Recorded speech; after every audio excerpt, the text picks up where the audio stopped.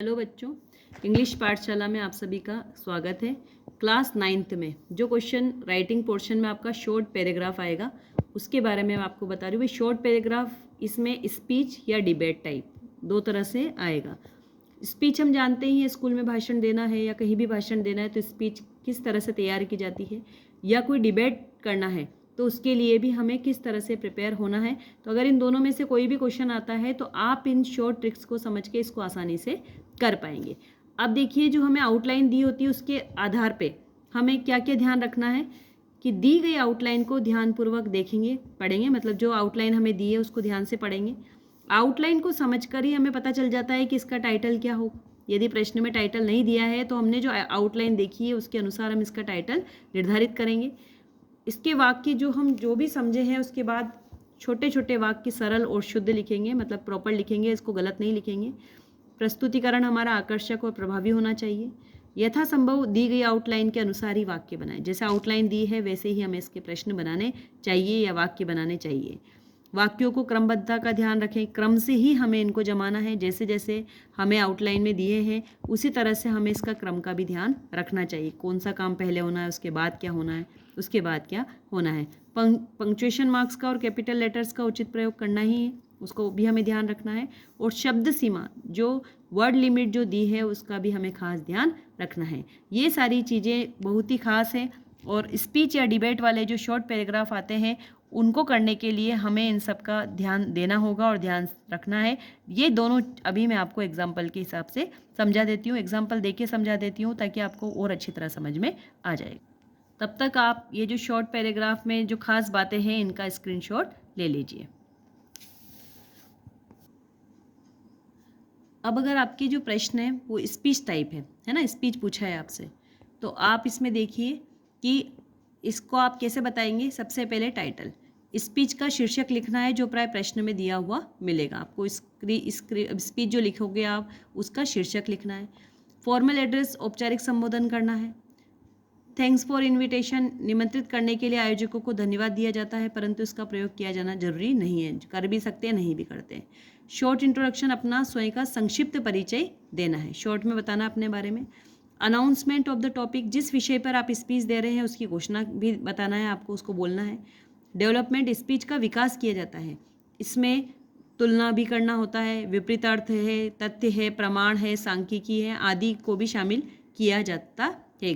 गद्यांश एक से ज़्यादा भी हो सकते हैं, ज़्यादा बात आपकी लंबी चौड़ी तो उसको उस हिसाब से बोलते हैं।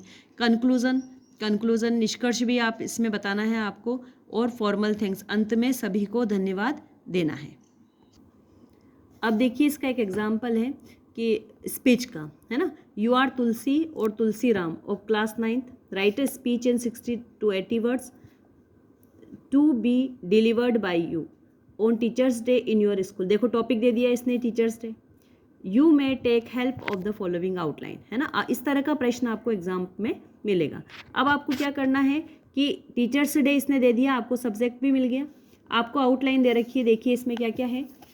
Porter, clay, pot, make, the students, personality, guide, educate, affectionately, suggest, books, methods, build up, talented, skilful, help, healthy, expect, society, teacher, thanks.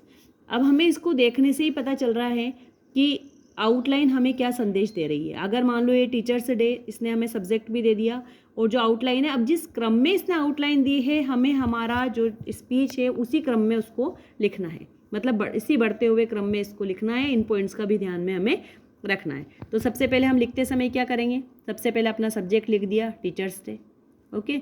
इसके बाद में जहाँ हम अपना स्पीच शुरू कर रहे हैं तो फॉर्मल इंट्रोडक्शन देंगे। Respected principal, worthy teachers and my dear school fellows, ये हमने एक जनरल इंट्रोडक्शन दिया। फिर खुद का इंट्रोडक्शन देंगे। टुडे आई, अपना नाम लिख देना है, तुलसी या तुलसी राम।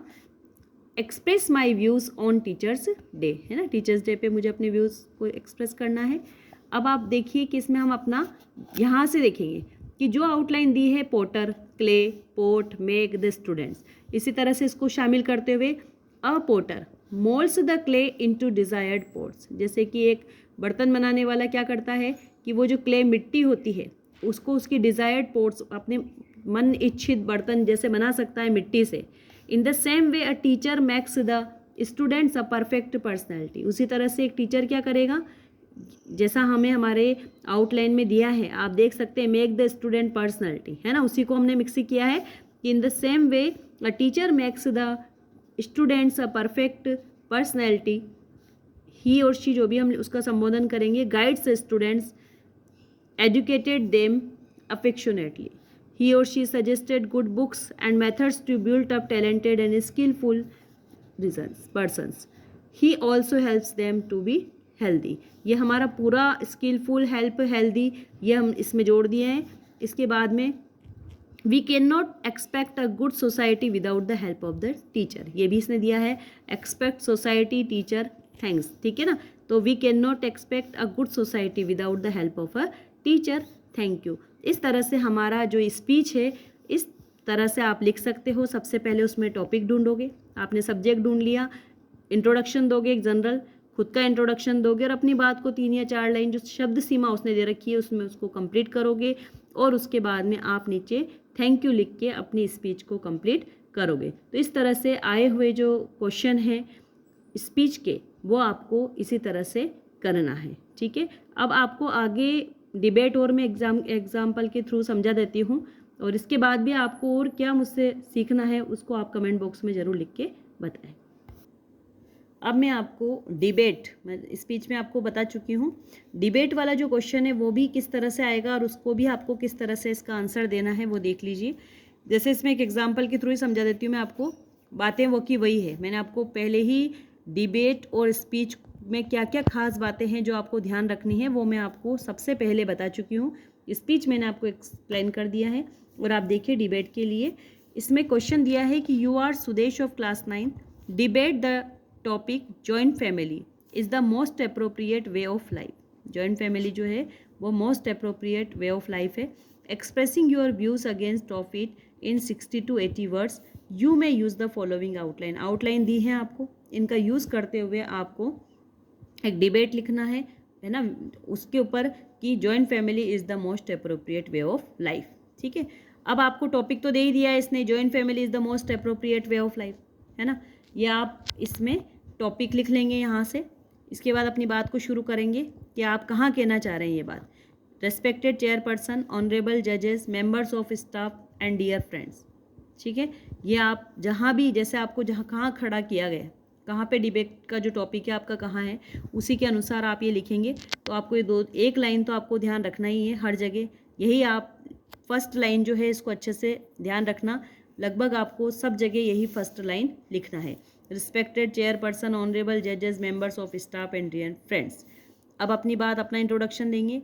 आई सुदेश ऑफ क्लास 9, जैसा आपको प्रश्न में दिया गया है, stand before you to speak against the motion of joint family is the most appropriate way of life. ये आपका प्रश्न है जो इसमें हमारा टॉपिक भी यही है, joint family is the most appropriate way of life, यही हमने यहाँ लिखा है। और अपने उसके बाद में हम किस बात पे डिबेट करना चाहते हैं वह भी हम यहाँ लिखेंगे। इसके बाद हमें अपनी बात लिखनी है कि joint family becomes a kind of crowd, no personal attention is paid in today's fast life, a joint family harms the progress of the children. Old, अब आपको इसमें अगेंस्ट में ही बोलना है जॉइंट फैमिली के, तो आप क्या बोलोगे इसमें कि इन today's fast life a joint family harms the progress of the children, है ना, बच्चों की प्रोग्रेस नहीं हो पाती है, ये बताया गया है। All people bestowed their views forcefully upon other members, elders forbid youngers to do anything. इस तरह से हमने जॉइंट फैमिली के अगेंस्ट में कुछ लाइनें यहाँ पे लिखी है। जैसा कि हमें सब्जेक्ट दिया गया था उसी पे हमें डिबेट करना है। 10 joint family creates negative approach among members. तो ये इस तरह से हमें अपना क्वेश्चन का आंसर यहाँ पे लिखना है। Thank you very much. तो ये हमारा डिबेट टाइप जो क्वेश्चन है वह, उसमें भी हमें वही बातें लिखनी है, बस इसमें इसके अगेंस्ट में है या फेवर में है वो चीज़ें हमें ध्यान रख के, जैसे यहाँ पे इसने क्वेश्चन दे दिया कि हमें क्या करना है, डिबेट करनी है joint family is the most appropriate way of life, है ना। इसके अगेंस्ट में हमें कुछ लिखना था तो हमने यहाँ लिख दिया। अगर यही चीज़ हमें आ जाती फेवर में कि जॉइंट फैमिली के फेवर में आपको कुछ लाइनें लिखनी है, डिबेट करनी है, तो आपको जॉइंट फैमिली के फेवर में यहाँ पे 2-3 लाइनें लिखनी होगी। शब्द सीमा का हमें ध्यान रखना है। तो इस तरह से जब भी आपको प्रश्न अगर वो डिबेट का हो या स्पीच का हो तो इस तरीके से आप इसको सॉल्व करेंगे।